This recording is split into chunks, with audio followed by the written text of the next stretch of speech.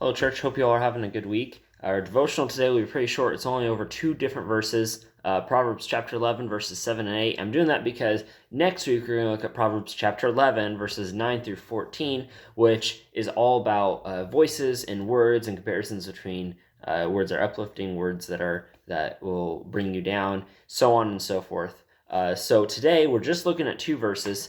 It's not really a bridge, but it's what's there, and I want to faithfully cover as much as Proverbs as possible. Hopefully, going through every single verse. We've already been doing this for I've lost track of how many months, but it's been a while. We're probably coming up on a year of doing Proverbs, and we're going to continue going through it until we finish it, even if that takes another 2 years. But we're going to get through Proverbs. We're going to look at all the wisdom that Solomon and the other authors have written down for us. So Proverbs chapter 11, verses 7 and 8 reads, "Hopes placed in mortals die with them, and all the promise of their power comes to nothing. The righteous person is rescued from trouble, and it falls on the wicked instead." What I find most interesting about verse 7 is it says, "Hopes placed in mortals die with them." And that is something that would have been very relevant for the people because Solomon was preceded by David, and David was preceded by Saul in terms of who was king. And so Solomon was writing these words knowing that the Israelites are starting to get familiar with the idea of you have a king who represents something. Each king is going to represent something different. They're going to have something different that they're known for. And when that king dies, suddenly a new person is there. And Solomon being the third such successor to the throne. And so the people were starting to get familiar with this idea of as there's a new king, as there's a new leader in charge, the nation's going to look different. And if you hope that a king will do a certain thing after they die, there may not be as much hope that the next king will do the same thing, assuming it's a good thing or a bad thing in either case.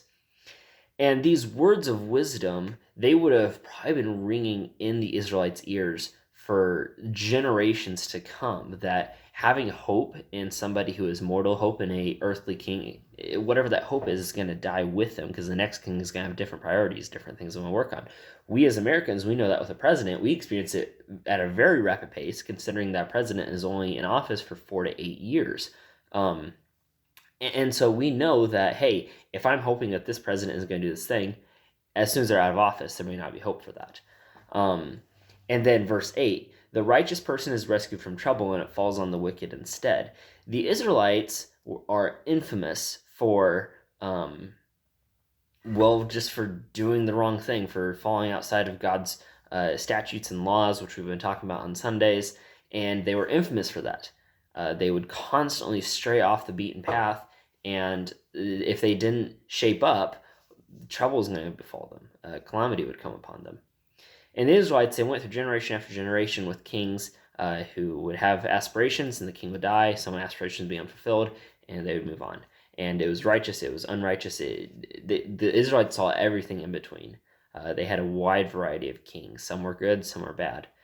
And so all of this comes back to, if our hopes and our dreams are based on somebody else or ourselves, those hopes and dreams have a very good chance of not coming true, of not being fulfilled. But when our hopes and dreams are placed on Jesus, on God, who are forever, well, if our hopes are based off what they have promised, and those promises, we can rest assured, will come true.